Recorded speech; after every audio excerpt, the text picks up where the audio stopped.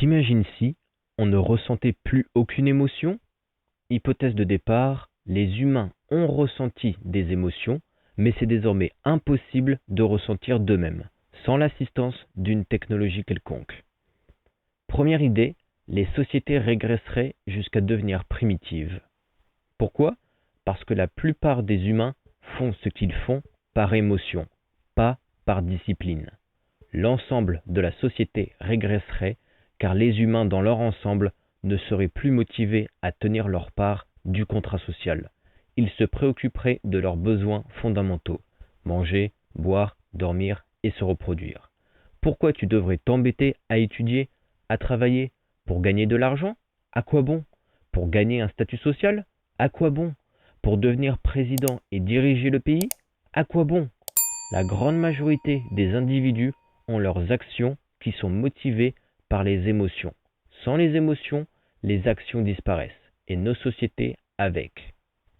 Deuxième idée, la joie virtuelle remplace la vraie joie.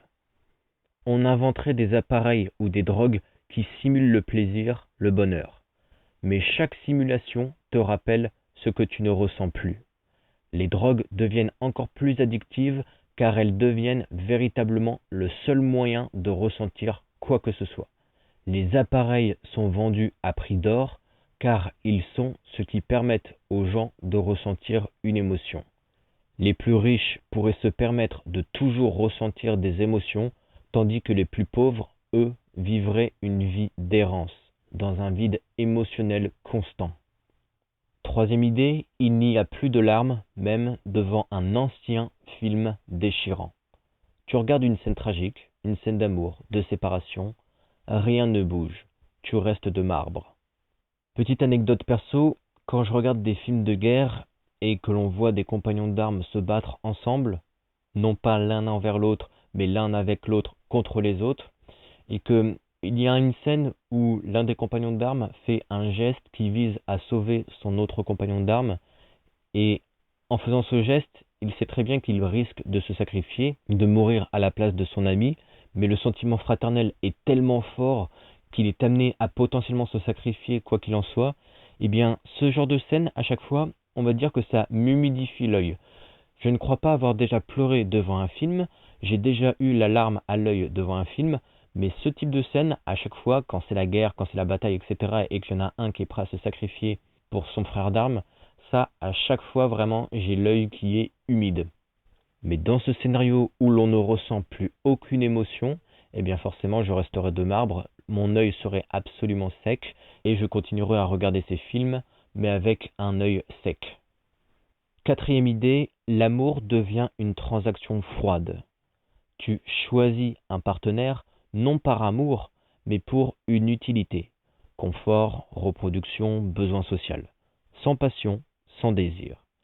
Pour certaines femmes, ça ne changera pas vraiment leur vie, mais pour la plupart des hommes, c'est un immense changement, car on choisit nos femmes parce qu'en les regardant, leur beauté nous fait ressentir du plaisir. Si l'on ne choisit plus nos femmes selon leur beauté, quels critères nous reste-t-il? Leur éloquence, leur job, leur salaire? On s'en fout de tout ça, nous. Il resterait à savoir si elle est féminine, si, au risque de sonner macho, elle fait bien la cuisine ou non, si elle est cultivée pour avoir des discussions intéressantes, car oui, la plupart des mecs s'en foutent des ragots, ils font semblant de s'intéresser. Petite anecdote perso, j'ai rencontré 5 femmes intéressantes dans ma vie. Ça doit représenter 0,001% des femmes que j'ai rencontrées. Alors là, je sais bien que cette phrase risque d'en faire bondir certaines, mais honnêtement, c'est moi le premier que ça embête de rencontrer une majorité de femmes inintéressantes. Ce serait plutôt à vous d'avoir une prise de conscience, de réaliser que la plupart du temps, ce que vous racontez n'a aucun intérêt, c'est vraiment inintéressant, et de faire un travail en fait pour faire en sorte que votre discours soit intéressant. Ça irait dans le sens de tout le monde. Nous les hommes, on n'aurait pas besoin de faire semblant de s'intéresser, on serait réellement intéressés, et vous les femmes, ça élèverait un petit peu votre niveau. D'un point de vue intellectuel, ce serait bien mieux pour tout le monde. Cinquième idée, la douleur physique est toujours là, mais sans la souffrance mentale. Tu te blesses, tu brûles, Tu perds quelqu'un, le corps réagit, mais pas le cœur. Tu ne pleures pas, tu ne trembles pas. Est-ce une bénédiction ou une prison? Tu ressens la douleur, ton corps subit le stress, mais tu restes stoïque. Si on te coupe un bras, tu ne cries pas parce que tu as mal. Tu cries parce que tu ne pourras plus utiliser ton bras. Ta vision devient purement utilitariste. Si tu perds un proche, tu te dis qu'il ne pourra plus t'être utile. Sixième idée, les artistes ferment boutique. Poètes, chanteurs, écrivains, pourquoi écrire quand les mots n'éveillent aucune émotion? Le monde artistique se vide, les salles de concert s'endorment. Dans un monde où plus personne ne ressent aucune émotion, l'art devient inutile, ou du moins incompris. Pourquoi créer quand personne ne frissonne? Pourquoi exposer si plus personne ne vibre? Et surtout, pourquoi continuer à créer quand toi-même tu ne ressens plus rien? Ce qui change, les peintres peignent mais ne savent pas pourquoi. Les chanteurs chantent mais sans passion, sans tremblement dans la voix. Les écrivains alignent des phrases parfaites mais vides. Les musées se vident, les concerts sont silencieux, les romans deviennent mécaniques, structurés mais sans âme. Tout devient techniquement bon mais émotionnellement mort. On ne pleure plus devant une toile. On ne frissonne plus à un solo de violon. On ne tremble plus à la lecture d'un paragraphe cruel ou bouleversant. On comprend, mais on ne ressent pas. Ce que disent les artistes. Je compose encore, mais mes mains bougent sans but. J'ai peint cette toile pendant 19 heures et je ne sais pas pourquoi je l'ai faite. Avant, quand je finissais un chapitre, je pleurais. Maintenant, je clique sur sauvegarder. On me dit que c'est beau, mais je ne ressens pas la beauté. Alors c'est quoi, en fait, la beauté? Ce qui meurt avec les émotions. La colère qui faisait écrire des manifestes, la peur qui faisait peindre des cauchemars, la nostalgie qui donnait des chansons déchirantes, la joie pure qui faisait danser sans raison, la haine même qui nourrissait certains génies sombres. L'art sans émotion devient une machine à produire du vide parfait. Le monde réagit comment? On continue d'organiser des expositions par habitude. On lit des livres sans vibrer, juste pour s'informer. Les écoles d'art existent encore, mais plus personne ne pleure au premier échec. Les critiques ne parlent plus du cœur ou de l'intensité, ils parlent de structure, d'angle, de lumière. Tout devient intellectuel, chirurgical, mais jamais viscéral. Septième idée, les disputes deviennent absurdes, inutiles. Tu n'es plus en colère, tu ne peux plus trahir, tu ne peux plus souffrir d'humiliation. Ainsi, les conflits humains perdent toute intensité. On parle, mais sans émotion. Tout est rationnel, froid. Voici quelques scénarios de ce qui serait différent. Tu es avec quelqu'un, un ami, un conjoint, un parent. Normalement, vous auriez eu une grosse dispute sur quelque chose de banal, un mot mal pris, une promesse non tenue, une déception. Ici, vous parlez, rationalisez, mais aucun sentiment ne monte. Pas d'indignation, pas de blessure. Tu peux expliquer calmement. Il ou elle peut écouter calmement. Tu t'attends à la tension, elle ne vient plus. Également, c'est la fin des relations hypocrites, qu'elles soient familiales, amoureuses ou amicales. Une relation hypocrite, c'est quoi? C'est lorsque tu fais semblant d'apprécier quelqu'un alors qu'en réalité tu ne l'apprécies pas. Et là, dans ce scénario où l'on ne ressent plus aucune émotion, il n'est plus question d'apprécier quelqu'un ou de ne pas apprécier quelqu'un, cela n'existe plus. Alors, les relations hypocrites n'existent plus non plus. Autre scénario en couple, l'un des deux oublie un anniversaire, l'autre ne ressent ni colère ni tristesse. On s'éloigne doucement, non pas à cause d'un ressentiment, mais du simple fait que rien ne pousse à corriger, parce que rien ne blesse vraiment. Autre scénario à l'école ou au travail, un collègue te critique ou te met en retard. Normalement, une dispute éclaterait. Là, c'est comme recevoir une information. Tu la traites, tu répliques peut-être, mais sans chaleur, sans honte, sans vexation. Dernier scénario, quand quelqu'un te trahit, que ce soit en amitié ou en amour avec une infidélité, l'autre part, tu apprends. Tu comprends intellectuellement la trahison, mais le cœur ne gronde pas. La douleur est absente, la rupture existe comme acte légal, mais pas comme déchirement. Pourquoi les disputes perdent leur sens? Première raison, pas de blessure ressentie. On ne se sent jamais humilié, jamais lésé dans le cœur, donc jamais besoin de riposter. Deuxième raison, pas de fierté à défendre. On ne ressent pas l'orgueil ni la honte. Ces moteurs humains de colère ou de vengeance disparaissent. Troisième raison, communication uniquement logique ou fonctionnelle. Les mots existent, mais pas l'émotion derrière. Les paroles blessantes ne blessent plus. Quatrième raison, plus besoin d'excuses sincères, parce qu'il n'y a pas de sens à désolé si l'on ne ressent pas qu'on a blessé, ou pardonne-moi si on ne ressent pas qu'on a fait mal. Cinquième raison, les conflits deviennent mécaniques, comme des algorithmes de dialogue. On parle des problèmes, on propose des solutions, on répare mais sans chaleur, sans regret, sans relief. Les conséquences possibles. Premièrement, beaucoup de relations se terminent sourdement. Pas de drame, mais une distance permanente s'installe parce que l'investissement émotionnel est nul. Deuxièmement, l'idée de faire la paix perd de son sens. Pourquoi pardonner si on n'a pas été blessé?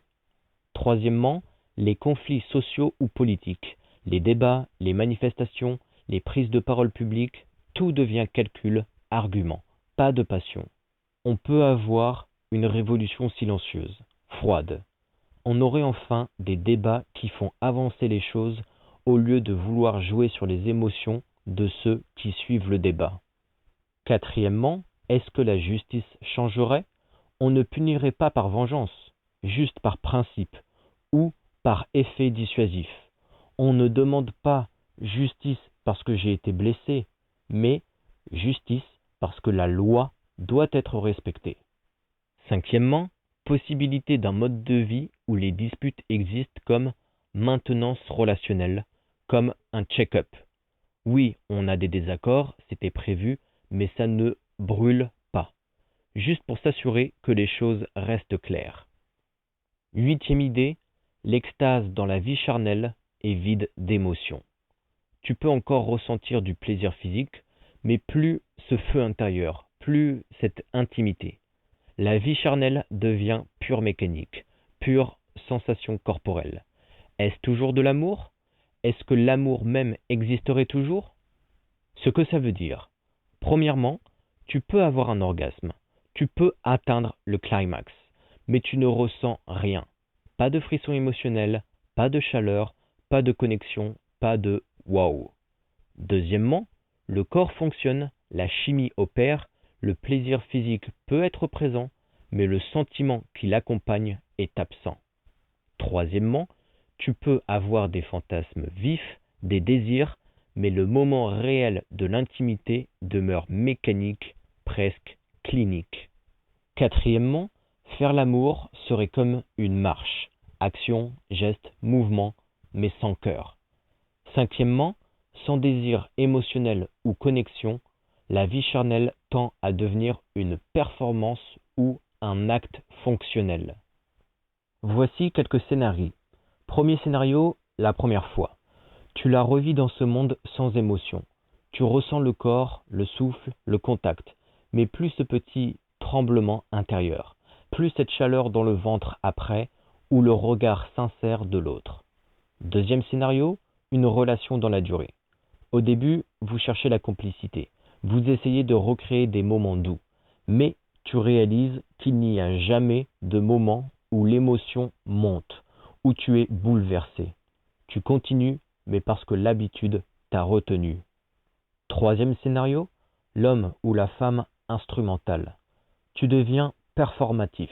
Tu fais les gestes, les mots, les compliments, les mots doux, mais rien de tout cela ne te traverse. Tu ne sais plus si tu les dis pour l'autre ou juste par habitude, par norme, par mimétisme. Quatrième scénario, l'impact psychologique. Frustration, vide intérieur, culpabilité. Tu te sens cassé. Tu te dis que tu devrais ressentir. Maintenant, au niveau des conséquences. Premièrement, dans une relation, L'autre peut croire que tu ne l'aimes pas ou que tu es distant, ce qui peut générer des conflits. Mais, s'ils ne ressentent pas non plus, ils ne comprennent peut-être pas ce qu'ils perdent. Deuxièmement, il y a un risque de solitude profonde. Même avec la vie charnelle, l'intimité physique, tu te sens seul car l'émotion est l'espace de rencontre, de vérité, d'humanité. Troisièmement, il faut se poser la question, est-ce que c'est préférable? Est-ce qu'être protégé d'émotions négatives, mais aussi des positives, vaut ce prix? Quatrièmement, cet état pourrait être vu comme une forme de survie dans un monde dur, ou comme une malédiction. Neuvième idée, le rire meurt. Les blagues ne font plus rire. Le comique perd son pouvoir. On rit par habitude ou par mimétisme, mais sans ressentir le plaisir du rire. Comme les séries télé qui incrustent des rires en post-production pour rendre leurs épisodes drôles alors qu'ils ne le sont pas. On peut imaginer différents scénarios. Premier scénario, les rires spontanés disparaissent. Quand quelqu'un raconte une blague, une chute, un gag visuel, tu comprends l'humour, tu vois que c'est drôle, mais tu ne ris plus. C'est comme regarder une comédie muette où tu connais la punchline, mais la blague ne t'atteint pas. Deuxième scénario, les films, les sketchs, les comédies perdent leur public. Pourquoi aller voir une pièce drôle, un stand-up, un film comique, si ça ne produit plus de réaction interne? Les salles se vident. Les humoristes deviennent obsolètes. Troisième scénario, les souvenirs drôles font juste sourire par mémoire. Tu te souviens d'un moment très drôle du passé. Chute, maladresse, blague entre potes. Tu te dis, c'était tellement drôle, mais en y repensant, tu ne ris pas. Tu souris sans joie. Le souvenir est intact, mais pas l'émotion. Quatrième scénario, les situations de groupe perdent leur magie. Réunion entre amis ou fête, tu n'es pas pris. Tu participes physiquement, tu ris ou tu essaies, mais tu ne plonges pas dans le moment. Tu restes spectateur de ta propre vie. Cinquième scénario concernant les drôleries, taquineries et moqueries. Les plaisanteries affectueuses, les taquineries entre proches, les blagues internes, tout cela devient creux. La moquerie perd son piquant, l'humour noir ne provoque plus de choc, de soulagement. Maintenant, au niveau des conséquences possibles et conflits. Premièrement, l'isolement. Tu te retrouves isolé parce que le rire est un lien social fort. Sans rire, difficile de créer ou maintenir ce lien intime. Deuxièmement, des relations plus superficielles. Les amis, le couple deviennent plus utilitaristes. On salue ce qu'il reste fonctionnel, mais le plaisir partagé diminue. Troisièmement, une perte de joie de vivre. Le rire n'est pas juste un signal social, c'est aussi ce qui rend léger, allégé, ce qui fait oublier un instant les soucis. Sans rire, tout devient sérieux tout le temps. Quatrièmement, un effet domino sur la santé mentale, le rire aide à libérer le stress, à relâcher la tension, à relier les personnes. Sans lui, il y a une accumulation de tensions, de pensées lourdes. Cinquièmement, l'art comique agonise. Les humoristes, les comédiens, les sitcoms, les stand-up sont des industries menacées. Dixième idée, les souvenirs heureux n'ont plus de chaleur. Tu te souviens des moments merveilleux, premier amour, réussite, surprise. La mémoire est intacte, les images vivent, mais quand tu y repenses, tu ne les ressens pas. On peut imaginer différents scénarios et ce qui change. Premier scénario, le souvenir d'enfance. Tu revois l'anniversaire de tes 8 ans, le gâteau au chocolat, les bougies, les cadeaux, les rires. Tu te souviens de tout, mais pas de ce petit frisson d'excitation, pas de la joie pure que tu avais. Le souvenir est comme une photo en haute résolution, mais vide de ce qui le rendait vivant. Deuxième scénario, le premier amour. Tu te rappelles ton premier bisou, ta première main saisie dans la sienne, ton cœur qui battait. Tu connais la scène par cœur, tu visualises les couleurs, les odeurs, les mots. Mais ça ne te touche plus. Pas de nostalgie, pas de douceur, juste une impression distante. Troisième scénario, un moment de fierté. Quand tu as réussi quelque chose, un diplôme, une performance, un projet, tu revois la scène, les applaudissements, le moment où tu te tenais droit.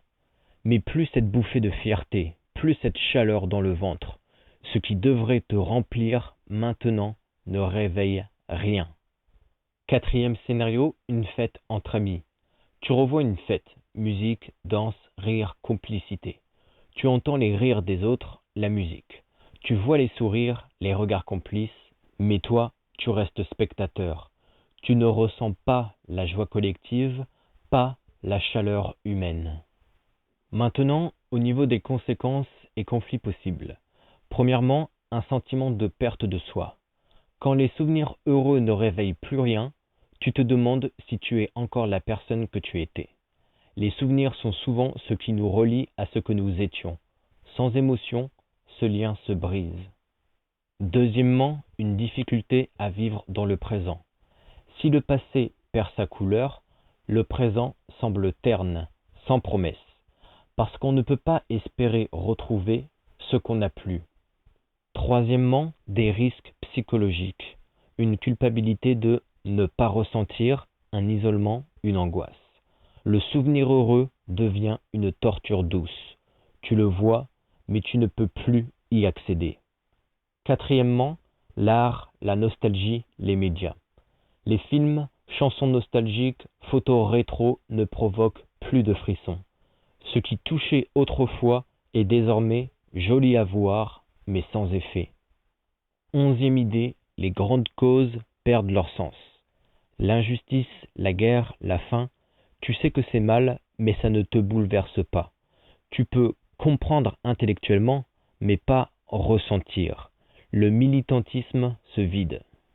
Le point de départ est le suivant. Si plus personne ne ressent d'émotion, alors plus personne ne s'indigne, ne s'enthousiasme, ne se révolte, ne pleure d'injustice, ne tremble de peur, ne vibre d'espoir. Les grandes causes, climat, justice sociale, droits humains, liberté, reposent toujours sur une charge émotionnelle collective. La colère, la compassion, la culpabilité, la peur du futur, l'amour des autres, la honte de ne rien faire. Sans émotion, à quoi bon se battre? On peut alors explorer différents scénarios. Premier scénario, des militants sans feu. Les ONG, les assos, les activistes continuent leur travail, mais les gens n'écoutent plus vraiment. Il n'y a plus d'indignation publique, plus de réaction. Tu vois une vidéo d'un enfant qui meurt de faim, tu la regardes, tu comprends que c'est grave, mais tu ressens rien. Alors tu scrolles. Deuxième scénario, des manifestations calmes, trop calmes.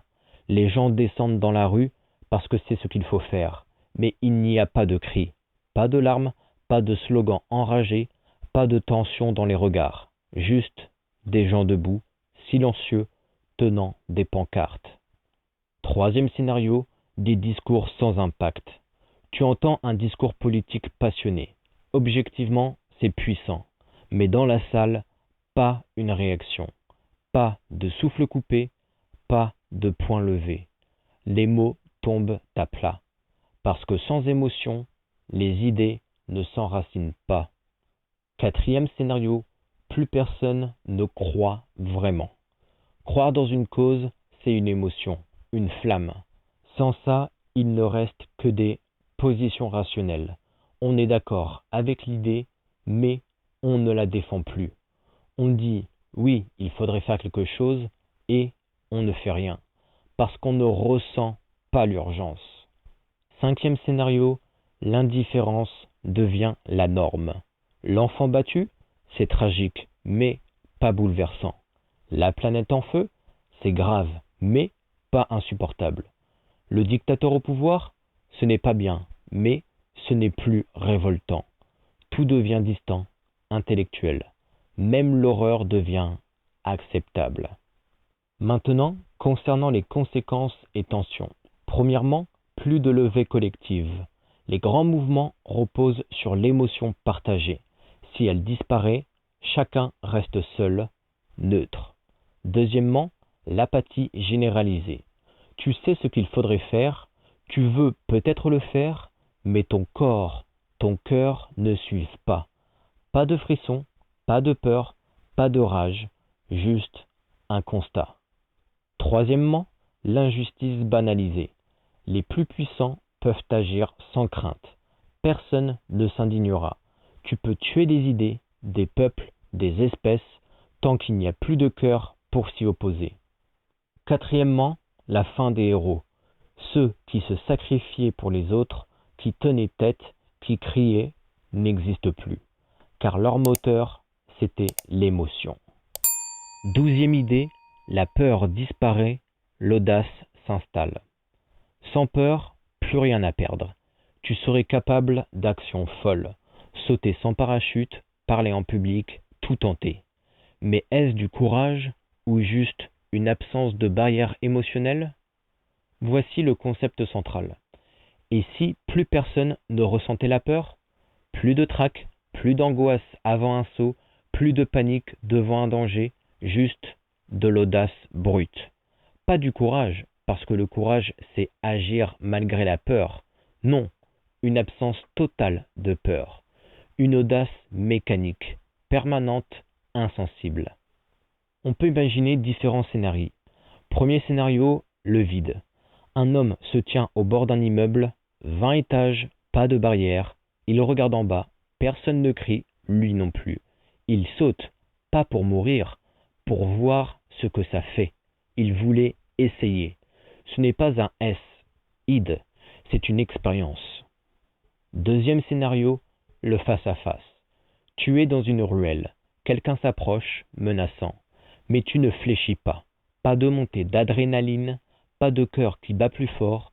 Tu le regardes dans les yeux. Tu n'as pas peur de lui, tu n'as peur de rien. Troisième scénario, l'enfant.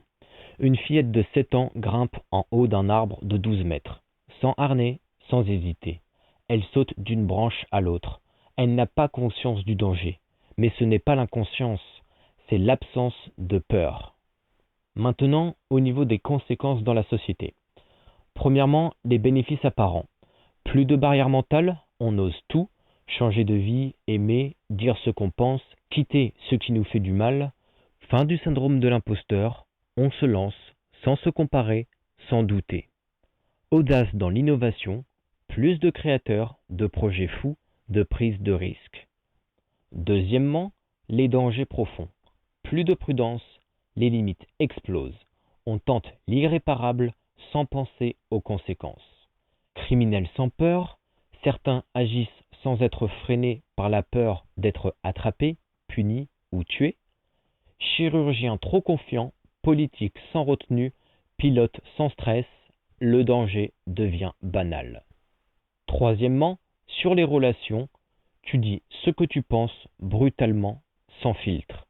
Tu ne crains pas le rejet, alors tu vas vers les autres, mais tu ne ressens plus ce petit frisson quand tu plais.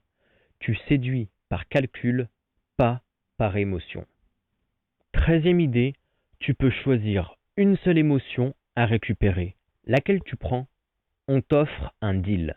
Tu ne pourras ressentir qu'une seule émotion pour le reste de ta vie. Juste une, pas plus. Et toi, tu choisis quoi? Et pourquoi? Dis-le moi en commentaire.